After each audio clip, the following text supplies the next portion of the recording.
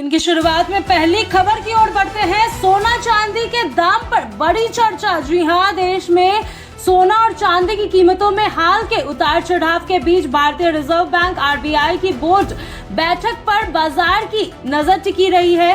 इस बैठक में महंगाई, वैश्विक आर्थिक हालात, ब्याज दरों की दिशा और विदेशी मुद्रा भंडार जैसे महत्वपूर्ण मुद्दों पर चर्चा हो गई।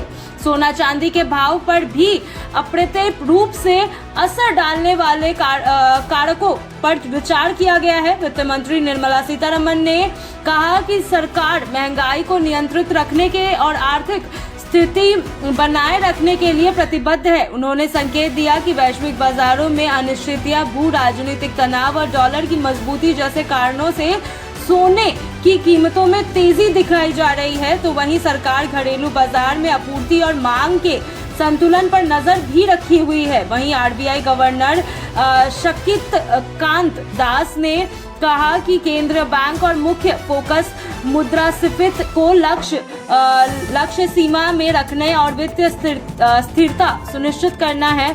उन्होंने बताया कि अंतर्राष्ट्रीय स्तर पर ब्याज दरों में बदलाव और केंद्रीय बैंकों की नीतियों का असर कीमती धातुओं की कीमतों पर पड़ रहा है। यदि वैश्विक अनिश्चितताएं बढ़ती है तो निवेश सुरक्षित विशेष के रूप में सोने में देखने को मिल सकता है, जिसका दाम बढ़ता है।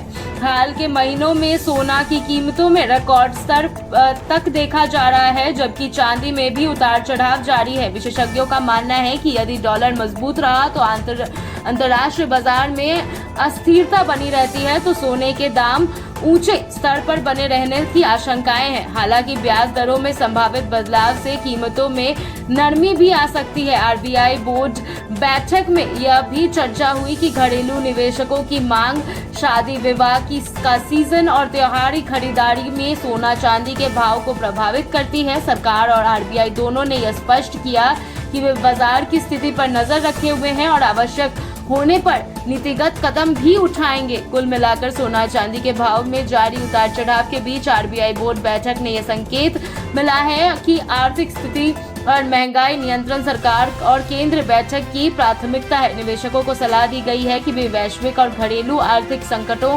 को ध्यान में रखते हुए निवेश संबंधित निर्णय लें।